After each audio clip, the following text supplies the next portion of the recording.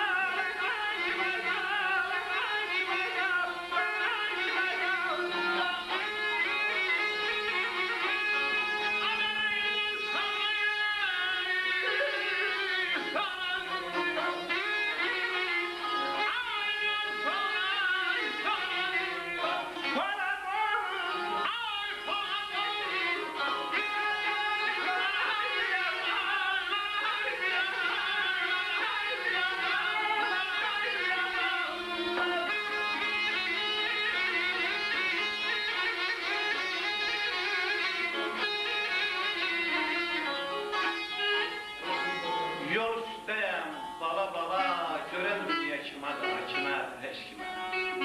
İndən belə yüz sarayla, bola doğru deyərlər var. Sağ olun.